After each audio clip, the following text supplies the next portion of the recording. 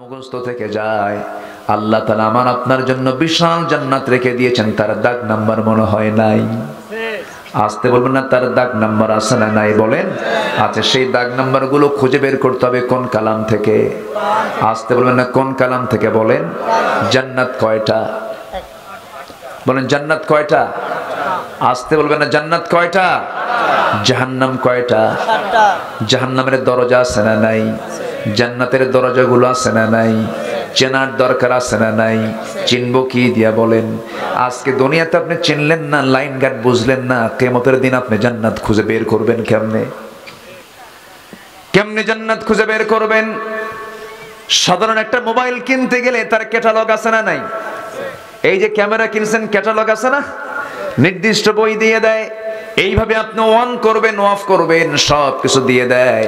আল্লাহ বলছেন, বান্দারা আমি জান্নাত থেকে তোকে দুনিয়াতে পাঠিয়ে দিলাম, আমি তোর জন্য একটা গাইডলাইন দিয়ে দিলাম, বান্দা এটাকে ফলো করবি, এটাতে আমি মানচিত্র দিয়েছি, এটার মধ্যে আমি সব কিছু বলে দিয়েছি, এটা এই দিকে যাবি, জান্নাতটা ওই দিক দিয়ে, ওই দিক দিয়ে, ওই দিক দিয়ে, ওই দিক দিয়ে জান্নাত, আবার জাহান্নামটা হলো ওই দিক দিয়ে, ওই দিক দিয়ে, ওই দিক দিয়ে হলো জাহান্নাম, বান্দা তুই দেখে নে। আল্লাহ বলছেন, এক নম্বর জান্নাত কোথায় দেখ, আমি তোকে শেখায় দিচ্ছি। যারা পারেন ঠোঁট মিলিয়ে বলুন সূরা কাহফের শেষ দিকে আল্লাহ রাব্বুল আলামিন বলেন, যারা পারেন বলেন, ইন্নাল্লাযীনা আমানু ওয়া আমিলুস সালিহাতি কানাত লাহুম জান্নাতুল ফিরদাউসি নুজুলা খালিদিনা ফিহা লা ইয়াবগুনা আনহা হাইওয়ালা। জোরে বলি আল্লাহু আকবার। আল্লাহ কি সুন্দর অফার দিচ্ছেন, কিন্তু অফার লোফা নিয়েছেন যারা যুগে যুগে ভালো মানুষ ছিলেন, তাদের কথা কোরআনে আছে না নাই? যেরকম ভালো মানুষদের কাতারে একজন নারীর নাম আল্লাহ রাব্বুল আলামিন তুলে ধরেছেন।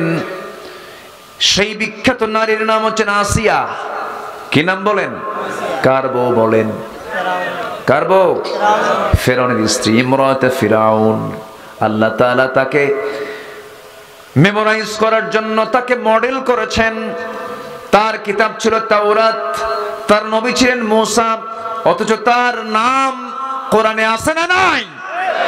কেন তুলে দিয়েছেন? কারণ তিনি হচ্ছেন মডেল। তিনি কি বলেন? মডেল, আমাদের জন্য মডেল। এত সুন্দর করে তিনি আল্লাহকে কাছে টেনে নিয়েছেন, জান্নাতকে কাছে টেনে নিয়েছেন। আসিয়ার মৃত্যু হয়েছে কার হাতে?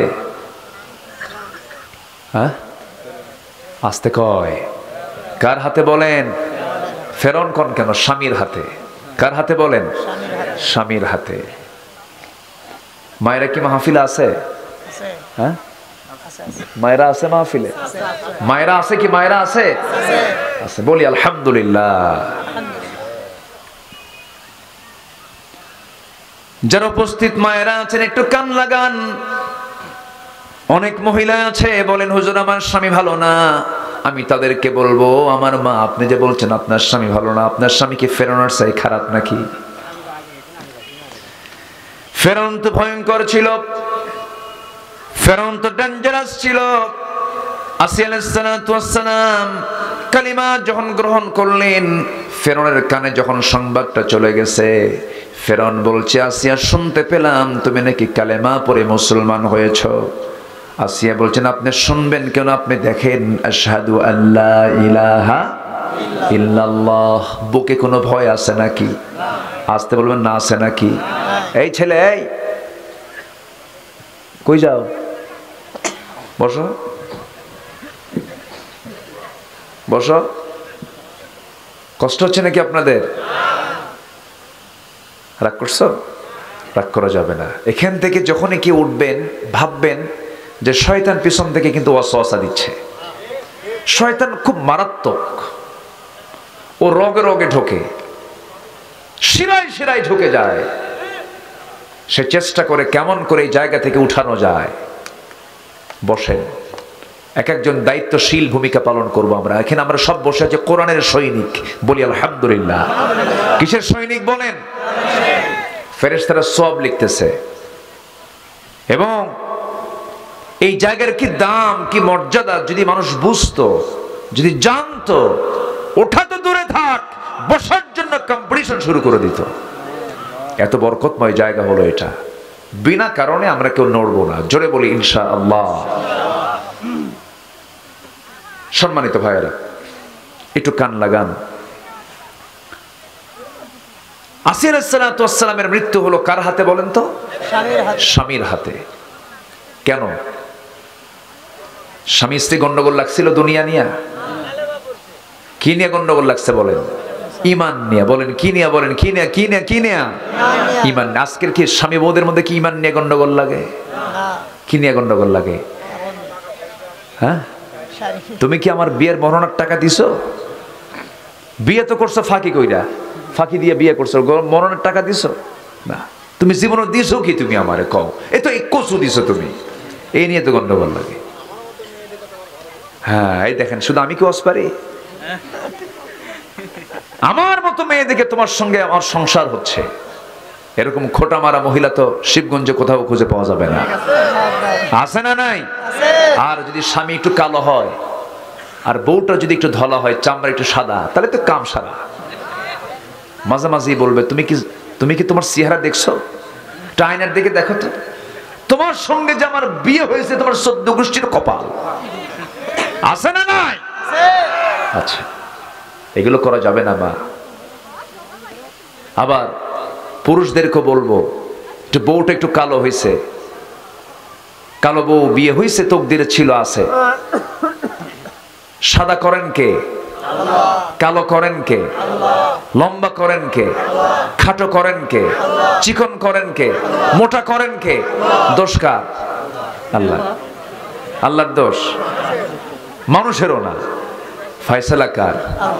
আসতে বলবেন না, ফয়সালা কার? আল্লাহ পাকের। এগুলো নিয়ে কথা বলতে নেই। বউটি একটু কালো হয়েছে, বিয়ে শাদী করার 3 দিন পর কান্দে। এই কান্দিস কেন? কি হয়েছে? নতুন বউ বিয়ে করে আনছিস, কান্দিস কেন? কাঁদতে কাঁদতে বলে, সুমনের বউটা কত সুন্দর, আমার বউটা কালো। দেখছেন, নজর গেছে সুমনের বউয়ের দিকে। অন্যের বউয়ের দিকে নজর দিলে কি নিজের বউ কখনো সুন্দর হবে?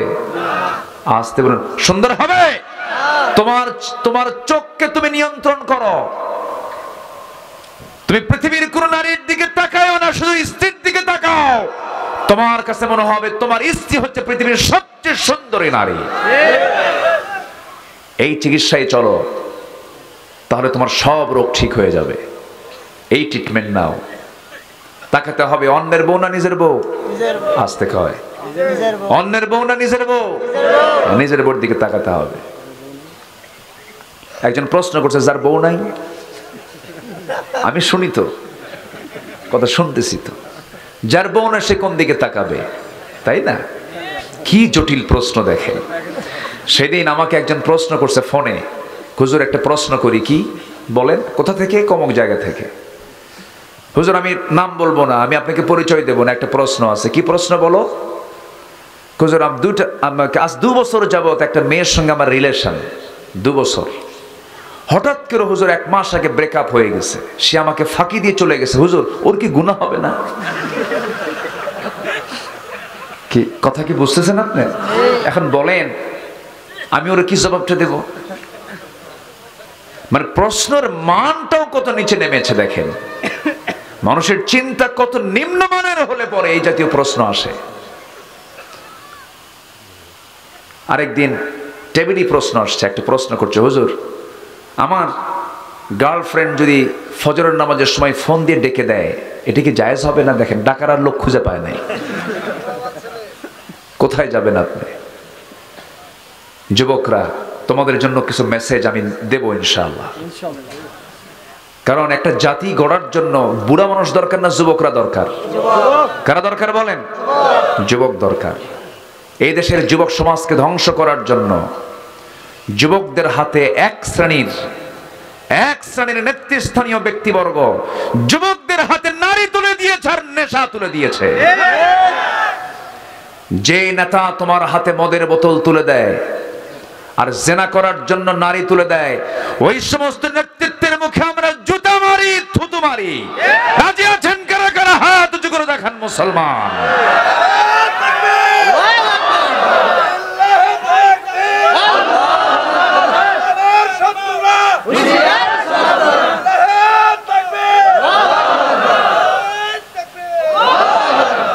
আল্লাহ বোঝার তৌফিক দান করুন, জোরে বলি আমিন, আরো জোরে আমিন।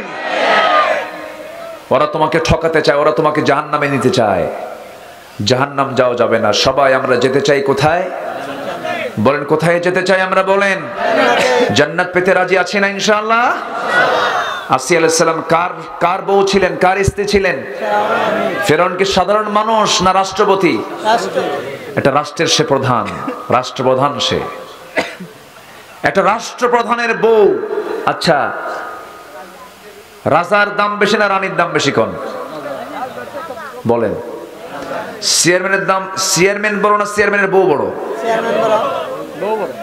ভালো করে কোন। দেখছেন আর কিছু কয় বউ বড়, ঠিকই আছে। বউ তো কোন অংশে কম না, বউ তো কম না, বউ বিশাল বড় পদ। মিসেস ফেরাউন এটা কম বড় পদ নয়। কিন্তু এখানে যারা বসে আছেন, যাদের বউ আছে, আমি তাদের কি প্রশ্ন করছি, বউয়ের কথা কি শুনতে হয় না? আস্তে কয়, শুনতে হয় না? বউয়ের কথা শোনে না এমন কোন লোক আছে? এমন কোন লোক নাই। না শুনলে তো সংসারই হবে না। আমিও শুনি এবং শুনেছেন মুহাম্মদ সাল্লাল্লাহু আলাইহি ওয়াসাল্লাম। শুনতে হবে বউয়ের কথা, কিন্তু অকামের কথা না, ভালো ভালো কিছু শুনতে হবে। এক রাজা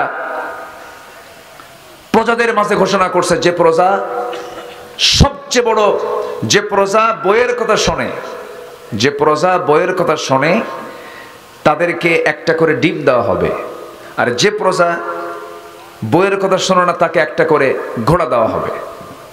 এই প্রস্তাব শুধু বইয়ের কথাই শোনে এমন লোকগুলি আসতেছে, ওদেরকে একটা করে ডিম দিয়ে বিদায় করা হচ্ছে।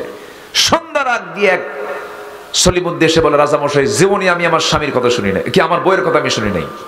তাই ঠিক আছে, আস্তাবল থেকে একটা ঘোড়া নিয়ে তুমি চলে যাও। সে একটা কালো ঘোড়া নিয়ে চলে গেছে বাড়িতে। বউ বলতেছে, এত সন্ধ্যাবেলায় তুমি ঘোড়া নিয়ে কোন জায়গা থেকে আসতেছো? কে? ঘোড়াটা নিয়ে আসলাম। তো ঘোড়া আনছো, কালো ঘোড়া আনছো কেন? এটা কোনো কালার হলো নাকি? যাও ঘোড়া পাল্টায় লাল ঘোড়া নিয়ে আসো। আচ্ছা ঠিক আছে। রাজার দরবারে গিয়ে বলতেছে, রাজা মশাই ঘোড়া তো কালো হয়েছে, লাল হলে ভালো হয়। কে তুই আগে চিন্তা করিস নাই? কে চিন্তা করছিলাম, কিন্তু এরকম চিন্তা করে নাই। তোর এই বুদ্ধি দিল কে? বউ আমার শিখাই দিল। রাজা বলে, ঘোড়া থুইয়া ডিম নিয়ে যা। সন্ধ্যার পর রাজা ঢুকছে রানীর কাছে, রানীর সামনে দাঁড়ায় আছে। রানী হাসতে হাসতে বলছে, রাজা মশাই পাইলেন কি? বইয়ের কথা শোনে না এমন কোন লোক? পাইছিলাম একটা, তাও সে আবার শেষে দেখি বইয়ের কথাই শোনে। এখন রানী বলে, রাজা মশাই যারা বইয়ের কথা শোনে তাদেরকে ঠকানোর কি দরকার? একজনকে ঘোড়া দিবেন, আরেকজনকে ডিম দিবেন, এটা হলো? অন্তত ওদেরকে 5 কেজি করে চাল দেন, কিছু উপকার হবে। আচ্ছা ঠিক আছে। পরের দিন সকালবেলা উজিরদের নিয়ে রাজামশাই বলতেছে, দেখো যারা বইয়ের কথা শোনে তাদেরকে ডিম না দিয়ে 5 কেজি করে চাল দেওয়া হোক। খাদ্যমন্ত্রী বলে, রাজামশাই এই পরামর্শ আপনাকে দিল কে? বউ আমার শিখায় দিল। কথা কি বুঝতেছেন? এর মানে হলো সবাই বইয়ের কথা শোনে। তাহলে বইয়ের দাম আছে না নাই? বলেন। হুন্না লিবাসুল লাকুম ওয়া আনতুম লিবাসুল লাহুন্না। বিশাল ব্যাপার। আসিয়া আলাইহিস সালাতু ওয়াস সালাম যখন তিনি কালিমা গ্রহণ করলেন, ফেরাউন বলল, আসিয়া তুমি এটা সত্যি তুমি কালিমা গ্রহণ করেছো নাকি, ঈমান এনেছো নাকি? আসিয়া বলছেন, আপনি আমাকে প্রশ্ন করেন কেন? আপনি শোনেন, আশহাদু আল্লা ইলাহা ইল্লাল্লাহ। ফেরাউন বলছে, আসিয়া বড় মারাত্মক অপরাধ তুমি করে ফেলেছো, তুমি কি জানো এটার ফলাফল কি হতে পারে? আসিয়া বলছেন, স্বামী আমার, আমি আপনাকেও দাওয়াত দিচ্ছি, আসুন না আমরা দুজন মিলেই জান্নাতে থাকি। সুবহানাল্লাহ বলবেন না? দুনিয়াতে আপনি আমার স্বামী, জান্নাতে আপনি আমার স্বামী থেকে যাবেন। আপনি কালিমা পড়ে মুসলমান হয়ে যান। ফেরাউন বলছে, আসিয়া তুমি আমাকে যে প্রস্তাব দিচ্ছ সেই প্রস্তাব মানলে পরে আমার চেয়ার থাকবে না, আমার নেতৃত্ব থাকবে না, আমার কর্তৃত্ব থাকবে না। এই মিশর সাম্রাজ্যের সবকিছু আমি হারিয়ে ফেলবো। না না, তুমি আমাকে এমন প্রস্তাব দিও না, তুমি কালিমা ছেড়ে দাও। আসিয়া বলছেন, আমার স্বামী গো, ঈমানকে রক্ষার জন্য আমি হাসতে হাসতে মরে যাব, হাসতে হাসতে মৃত্যুর দুয়ারে পৌঁছে যাব, কিন্তু ঈমানের পথ থেকে আমি আসিয়া এক চুল পরিমাণ নড়ব না। জোরে বলে সুবহানাল্লাহ। আসিয়া আলাইহিস সালাতু ওয়াস সালাম শেষ পর্যন্ত কি করলেন? কঠিন চ্যালেঞ্জের মুখোমুখি হয়ে পড়লেন। চোখের সামনে ফেরাউন করলো কি, ফেরাউনের একজন দাসী ছিল, সেই দাসীটাকে ধরে ফেললো, আসিয়ার সামনে ধরে হাতের মধ্যে পেরেক দিল, ডান হাতে বাম হাতে দুই হাতে দুইটা পেরেক দিয়ে গেঁথে দিল, দুই পায়ের তালুতে পেরেক দিয়ে গেঁথে দিল, বেঁধে ফেলে দিয়া তাকে নির্মম ভাবে পাশবিক কায়দায় আসিয়ার সামনে টুকরো টুকরো করে দুনিয়া থেকে বিদায় করে দিল। বলো হলো, আসিয়া একে যেমন করে মারলাম তোমাকে অন্য কায়দায় মেরে ফেলবে, এখনো সময় আছে, তুমি কি করবে বলো। অথচ দেখেন সে আসিয়া ফার্স্ট লেডি, ফেরাউনের পরেই তার স্থান, যশ সম্মান খ্যাতির কোনো সমস্যা দুনিয়ার জীবনে ছিল না, সব তিনি পেয়েছিলেন। কিন্তু সব ছেড়ে তিনি চাইলেন জাহান্নাম না জান্নাত, জাহান্নাম না জান্নাত। জান্নাত চাইতে হলে দুনিয়ার সমস্ত অন্যায় কাজগুলো ছেড়ে দিতে হবে। আসিয়া আলাইহিস সালাতু ওয়াস সালাম শেষ পর্যন্ত করলেন কি, শেষ পর্যন্ত ফেরাউন যখন বলে ফেললো আসিয়া তোমাকে এই দুনিয়া থেকে বিদায় করে দেব, এখনো সময় আছে, তুমি কি করবে বলো। আসিয়া তিনি হাসতে হাসতে বলছেন, স্বামী আমার, আপনি আমাকে যে হুমকি দেখাচ্ছেন, আপনি আমার প্রতি অত্যাচার যত বাড়াবেন আমার ঈমান তত মজবুত হয়ে যাবে। আসিয়া আলাইহিস সালাতু ওয়াস সালাম সঙ্গে সঙ্গে আল্লাহর কাছে দোয়া করতে থাকলেন। ফেরাউন হামানকে সঙ্গে করে নিয়ে মন্ত্রী পরিষদ বৈঠকে চূড়ান্ত সিদ্ধান্ত পাশ হয়ে গেছে, জল্লাদ দিয়ে তাকে করাত দিয়ে দুই টুকরো করে শহীদ করে দেওয়া হবে। জল্লাদ সামনে হাজির হয়ে গেল। জল্লাদ তার কপালে যখন করাতটা ঠেকে দিয়েছে, শেষবারের মতো ফেরাউন বলছে, আসিয়া একটাবার আমার দিকে তাকায় দেখো, সময় কিন্তু এখনো আছে। আসিয়া বলছেন, স্বামী আমার, আপনি আমাকে যা বলবেন বলেন, কিন্তু এই ব্যাপারে আপনি আমাকে কখনো আপোষ করতে পারবেন না, কারণ আমি আমার নাকের মধ্যে এই মুহূর্তে জান্নাতের গন্ধ পেতেছি। কিসের গন্ধ বলেন? জান্নাতের গন্ধ। আসিয়া আলাইহিস সালাতু ওয়াস সালাম শেষ পর্যন্ত করাতটা সামনে দেখে ফেললেন, করাত দিয়ে তার কপালটা চেরা হবে, দুই টুকরা করে দেওয়া হবে। অধিকাংশ তাফসীর এসেছে সেই সময় তিনি অনড় থাকলেন, চোখ দিয়ে টপ টপ করে পানি পড়ছিল, দুটো হাত তিনি উঁচা করলেন। সেই সময় তিনি এক লাইনের একটা দোয়া করেছিলেন, সেই দোয়াটা আল্লাহর কাছে খুব পছন্দ হয়েছে। দোয়াটা হলো আসিয়ার স্থান পেয়েছে কোরআনে সেই দোয়া, যেরকম সুবহানাল্লাহ। কি দোয়াটা করেছেন সূরা তাহরিম দেখেন, রব্বি বিনিলি ইনদাকা বাইতান ফিল জান্নাহ ওয়া নাজ্জিনি মিন ফিরআউনা ওয়া আমালিহি। আল্লাহ তুমি আমার জন্য বানায়া দাও বাইতান ইনদাকা, তোমার কাছে। তোমার কাছে মানে কার কাছে? আল্লাহর কাছে। এই যে আমার ভাই এখানে বসে আছেন, আমার কাছে আরবিতে হবে ইনদি, আর তোমার কাছে মানে হলো ইনদাকা। এখানে তিনি বলছেন আল্লাহ তোমার কাছে বাইতান, একটা ঘর আমি চাই। অর্থাৎ তিনি বোঝাচ্ছেন আল্লাহ তুমি আমার জন্য বানায়া দিবা তোমার কাছে। তোমার কাছে মানে আমার আল্লাহর আরশে আজিমটা এখানে না, অনেক দূরে। আরশে আজিমের ঘরের দরজার সাথে, ঘরের দেওয়ালের সাথে তুমি আমাকে একটা ছোট্ট ঘর দিয়ে দিবা। ইনদাকা বাইতান ফিল জান্নাহ ওয়া নাজ্জিনি মিন ফিরাউন, এবং ফিরাউনের সমস্ত অনিষ্ট থেকে তুমি আল্লাহ আমাকে বাঁচাইয়া দাও।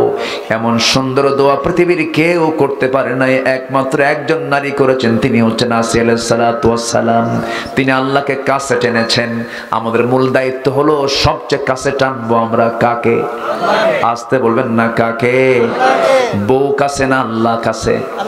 পৃথিবীর সকল লোক কাছে না আল্লাহ কাছে? আল্লাহ বলছেন বউ তোমার পাশে থাকে, আমি তোমার স্কন্দ শিরার চেয়েও নিকটে থেকে যাই। ওয়া নাহনু আকরাবু ইলাইহি মিন হাবলিল ওয়ারিদ, স্কন্দ ঘাড়ের শিরার চেয়েও, স্কন্দ শিরার চেয়েও নিকটে আমি তোমার সঙ্গে থেকে যাই। তুমি আমার একমাত্র বান্দা, আমি তোমার একমাত্র বন্ধু, তুমি আমাকে বন্ধু বানিয়ে নাও। ইমানদারদের জীবনে তিনটা বন্ধু স্থায়ী। কয়টা বন্ধু স্থায়ী বলেন? এই তিন বন্ধুর মধ্যে ভাই নাই, এই তিন বন্ধুর মধ্যে বউ নাই, স্বামী নাই, দুনিয়ার কোনো সম্পর্ক কেউ নাই। এই তিন বন্ধুর মধ্যে আছে কে কে দেখেন? বলবো বলবো বলবো। আল্লাহ রাব্বুল আলামিন বলেন, ইন্নামা ওয়ালিয়্যুকুমুল্লাহু ওয়া রাসূলুহু ওয়াল্লাযীনা আমানুল্লাযীনা يقيمون الصلاة ويؤتون الزكاة وهم راكعون। জোরে বলুন আল্লাহু আকবার। তোমাদের বন্ধু হবে তিনজন। এক নাম্বার কে? আরো জোরে বলেন কে? আরো জোরে বলেন কে? আল্লাহ। আসিয়া আলাইহিস সালাতু ওয়াসসালাম আল্লাহকে এক নাম্বার বন্ধু বানালেন। করাত দিয়ে চিরি দুই টুকরো করে শহীদ করে দেওয়া হলো। আসিয়া দুনিয়া থেকে বিদায় নিলেন, আর দুনিয়ার সমস্ত ইমানদার পুরুষ নারীদেরকে জানান দিয়ে দিলেন, ও দুনিয়ার নারীরা পুরুষরা, আল্লাহকে বন্ধু হিসেবে পেতে গেলে হাসি মুখে আল্লাহর পথে এমন ভাবে জীবনটা দিতে হয়, জোরে কোন সুবহানাল্লাহ। হাসি মুখে জীবন দেওয়ার মতো মানুষ এখনো দুনিয়াতে আছে না নাই? ফিলিস্তিনে যান, ফিলিস্তিনের মুসলমান হাসি মুখে জীবন দিচ্ছে না? হাসি মুখে জীবন দিয়ে দিচ্ছে। এত সুন্দর মানুষ হয়। আমি কি আলোচনা চালাবো না শেষ করে দেব? চালাবো, কোন আপত্তি নেই তো? জোরে বলি ইনশাআল্লাহ, জোরে বলি ইনশাআল্লাহ। এই থানার নাম শিবগঞ্জ কেন হলো? কোন শিব টিপ তো নাই এখানে, সব তো মুসলমান। বলি আলহামদুলিল্লাহ। গতকালকে আমার মাহফিল ছিল মাগুরা জেলার মোহাম্মদপুর থানায়। মোহাম্মদপুর কত সুন্দর নাম না? যখন কইছে মোহাম্মদপুর থানা, হুজুর বলছে হুজুর পাশে আরেকটা থানা আছে কি, শ্রীপুর। বোঝেন নাই? শিবগঞ্জ। কিন্তু এই জনপদের নাম হচ্ছে ইসলামী জনপদ। বলি আলহামদুলিল্লাহ। শিবগঞ্জের মাটিতে শুয়ে আছেন, এর পাশেই শাহ সুলতান বালখি রহমতুল্লাহ আলাই। নাম শুনেছেন না? নাম শোনেন নাই? রাশিয়া থেকে এসেছেন। কোন জায়গা থেকে বলেন? রাশিয়া থেকে। সেই বালখ প্রদেশ থেকে তিনি এসেছেন। ওনাদের মাধ্যম দিয়ে আমরা ইসলাম পেয়েছি। বলি আল্লাহু আকবার। কিন্তু ওনাদের চেতনা, তারা যা লালন করেছেন, সেই চেতনা কি আজকে মাজারে গেলে দেখা যায়? ওখানে এখন কিসের আসর বসে? গাজার আসর। গাজা নাকি বেহেশতের গাছ। বৈশাখের শেষ বৃহস্পতিবার না? ভাবতেছেন হুজুর জানে না? সব খবর জানে হুজুর। বৈশাখের শেষ বৃহস্পতিবার এখানে এমপি একজন ছিলেন, নামটা ভুলে গেলাম।